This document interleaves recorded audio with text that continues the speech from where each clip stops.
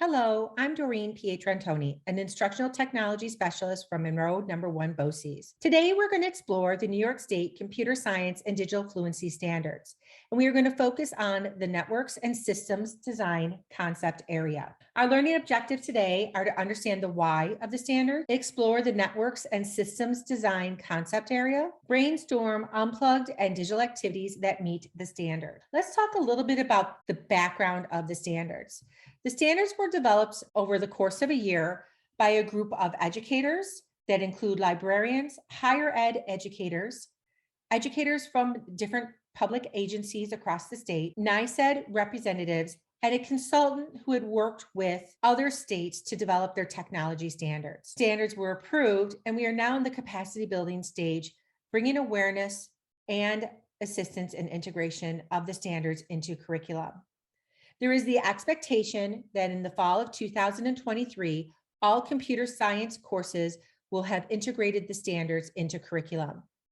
In the fall of 2024, there is the expectation that all standards will be integrated into K-12 curriculum of all curricular areas. The vision for the computer science and digital fluency standards is every student will know how to live productively and safely in a technology-dominated world. This includes understanding the essential features of digital technologies, why and how they work, and how to communicate and create using those technologies. We are currently in the fourth industrial revolution. And I think that some people feel we might still be in the third industrial revolution, which was computing, because we still are so focused on computers and technologies.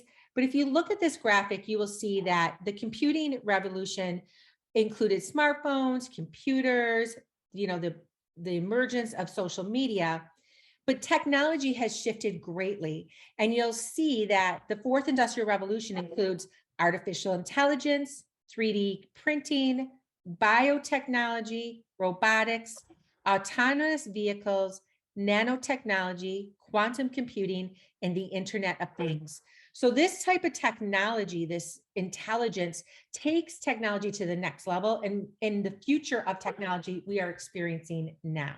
So thinking about the fact that we're in the fourth industrial revolution, I think that just cements the fact that we have to integrate these standards into our students' learning experiences in order to prepare them for college, career, and life. We further look into this, the why of the standards. These are the top 10 skills that employers are looking for people who are going into the workforce around 2025. The type of skills are broken out into 4 different categories. We have problem solving, self-management, working with people, technology use and development.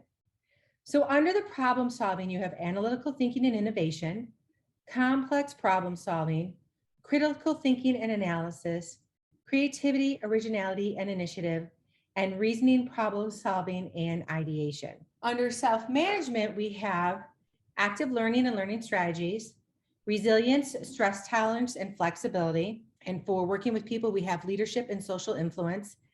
And then technology use and development is technology use, monitoring and control, and then technology design and programming.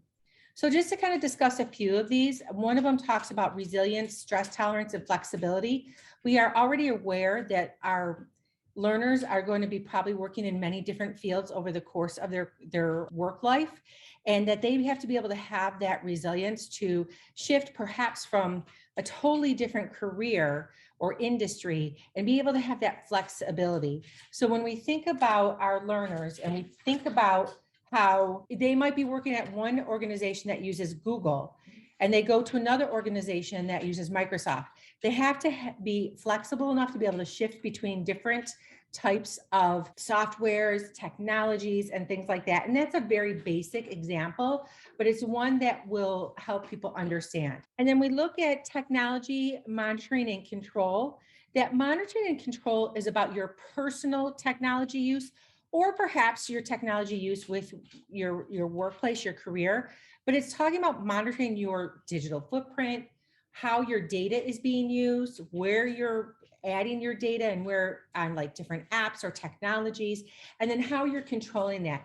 Do you know how to take the steps to make sure that people aren't using your data or your personal information? And if they are, what do you need to do to change that? Or what settings do you need to change in different softwares and technologies to make sure that that doesn't happen? So let's delve into networks and systems design. First, I want to talk about how we read the standards. The standards are built as grade band, then the concept, and then the standard number.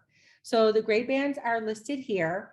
And then the concept areas are impacts of computing, computational thinking, networks and systems design, cybersecurity, and digital literacy. And of course, we're focusing on networks and systems design right now.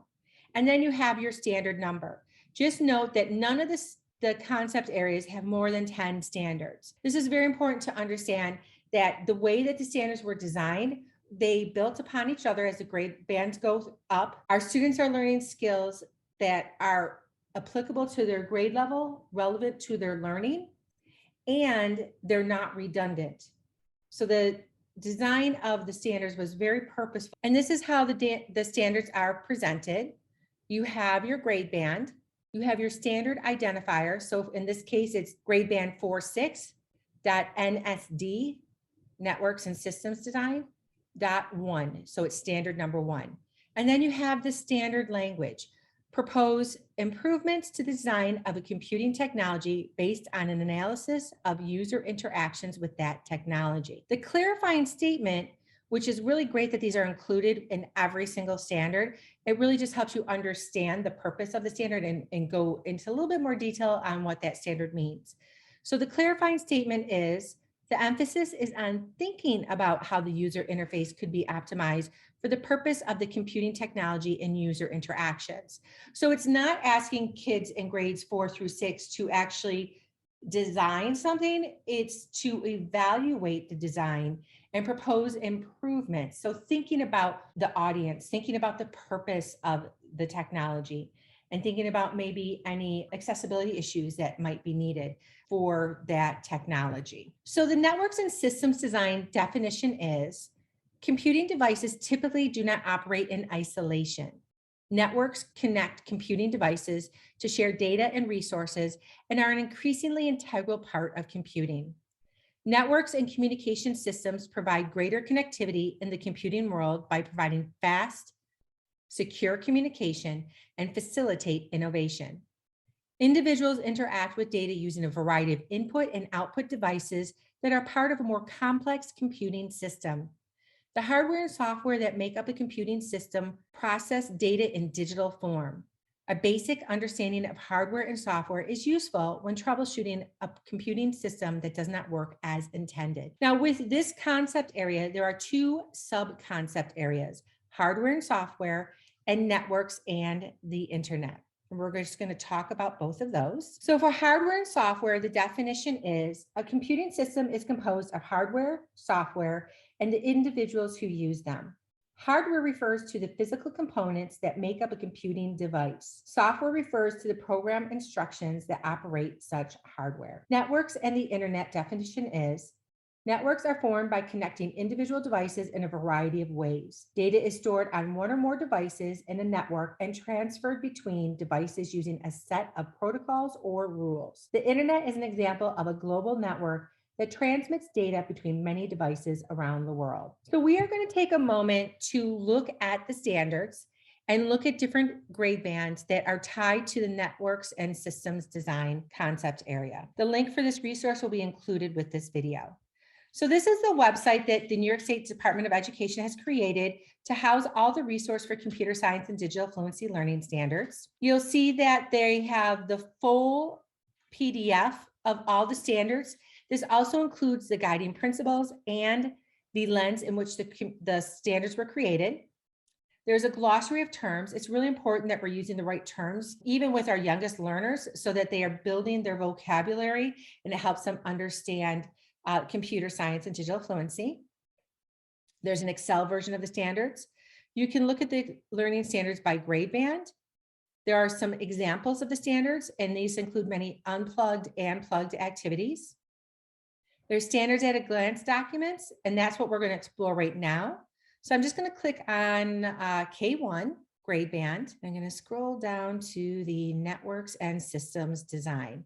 So you will see here that there are only 5 standards. So this is good to note because that means that makes it easier to integrate into your learning if there's not a huge number of standards. And it means that they're very concise and purposeful for this particular grade band. So let's look at standard number 1. Identify ways people provide input and get output from computing devices. So that's something that you can definitely do in a plugged or unplugged activity. This can be a conversation. It could be graphics or images that you're using to illustrate that input and get output.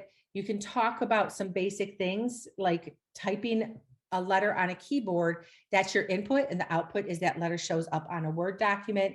So there's a lot of ways that you can do this for our young learners. Let's look at networks and the internet sub-concept area. Standard number 4 is identify how protocols or rules help people share information over long distances. So thinking about protocols and rules for sending an email or transmitting something through a website, or if you want to talk about it in an unplugged way, you can think about snail mail and the protocols and rules that go along with that and each step that goes along with that. So we're going to take a look at another grade band. Let's go to 4-6. And again, there's only 5 standards. We're going to look at a hardware and software. Let's look at standard 2. Model how computer hardware and software work together as a system to accomplish tasks. So this could be modeled in many different ways. You could be physically showing learners a computer system and how the software and the hardware works. You can use mobile devices. You can also have cutouts. I've seen many teachers take a placemat and have cutouts and have students put together the computer, the software, and show how the computer is connected, and then have like cords to mimic a network. Let's look at the networks in the internet. Standard number 5, describe that data can be stored locally or remotely in a network. So explaining what that means, talking about a hard drive, talking about the memory of a computer, and then talk about helping students understand what a server is, and talking about maybe their school data. So where they get their grades, they're might be housed in the school, or they might be housed at the local BOCES, things like that. All right, let's look at grade band 9 through 12. So if we look at the hardware and software concept area, standard number 3, develop and communicate multi-step troubleshooting strategies others can use to identify and fix problems with computing devices and their components. So this is definitely an important standard because students need to know how to troubleshoot. And these type of ideas, this concept is not only related to a computing device. Could be troubleshooting for many other types of interactions that students are having in their everyday life. But what's great about this is this could be something where you communicate. You could have students creating a chart, or maybe have students creating help documents to help students, perhaps if you're learning a new learning management system, or there's a new software that you're learning, have some students pull together and create multi-step troubleshooting strategies. This is a great way for students to learn how to do this troubleshooting, but also to communicate it to others. And this could also be tied to computational thinking. When you're doing multiple steps for troubleshooting, you're following a list of steps. That's an algorithm. So if you're doing something like this, it would not only be aligned to the networks and systems design standards, it would also be aligned to the computational thinking standard. Let's look at networks and the internet, and we'll look at standard number 5, describe how emerging technologies are impacting networks and how they are used. Thinking about different technologies that are out there, there's so many social media type of technologies, or how perhaps your Alexa works, or your Ring doorbell. There's a lot of different technologies that you can look at and see how they are impacting networks and how they are used. So thinking about your grade band and thinking about how this concept area can be integrated into your curriculum, let's take a few moments to brainstorm integration. So I'm going to give you a couple minutes to just kind of think about, okay, these are the standards for this concept area. How can I integrate these into my curriculum?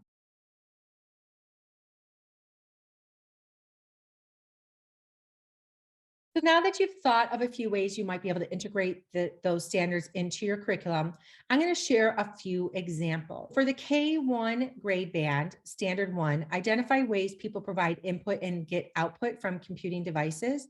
This is a really simple one. This could be one where students are putting money into a vending machine and getting a ticket, soda, candy, a toy out of that vending machine so that they're inputting something and it's getting an output. The one I used earlier about touching a key on the computer keyboard and how it will type a letter onto a Word document. That's input, output. And using that vocabulary, input and output, as you're talking about this standard is really important as well. For grade band 2-3, we're going to look at standard 3. Describe and attempt troubleshooting steps to solve a simple technology problem. So students should try to fix a simple error like their monitor will not turn on. And a strategy might be to trace back all the cords to make sure that the power is plugged in, make sure the monitor is plugged into the computer, those type of things. So describe the issue, their attempt to troubleshoot, and develop steps on a simple technology problem. Again, that also ties to computational thinking because they're going to be talking about different steps, creating different steps on how to solve that problem.